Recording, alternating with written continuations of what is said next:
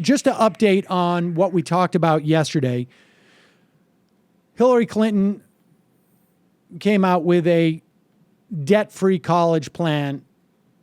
The point of talking to Adam Green about how that happened yesterday was not just about to celebrate the idea that now we have the three major candidates running for a Democratic nomination, sharing the broad principle that Americans should have the opportunity to get a quality higher education and not be indentured servants afterwards.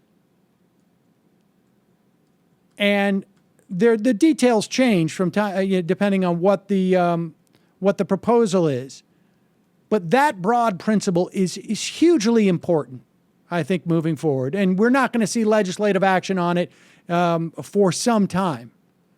But again, to embed within society, to have the potential presidential nominees from a major party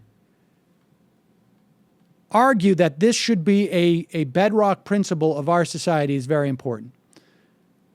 And one thing to keep in mind, too, is that this is not just for all the proposals. They're slightly different depending on what they are. But it's not just for people going to college in the future.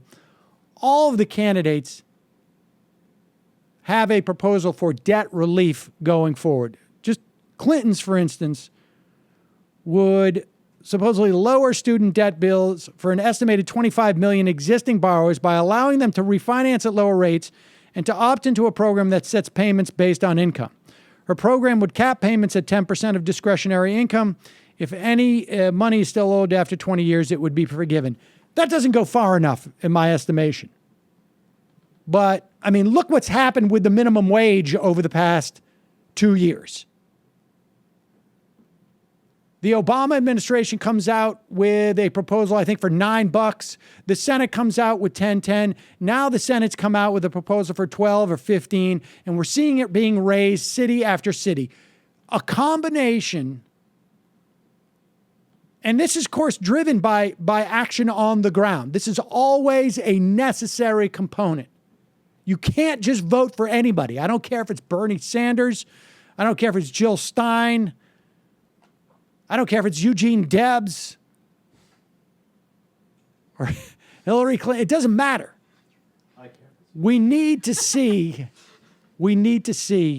on the ground pressure put on politicians. The story with yesterday with the PCCC was just to watch how a group like the PCCC and similar groups can get these ideas into the bloodstream. And once they're in the bloodstream, that is a necessary step before you see real change.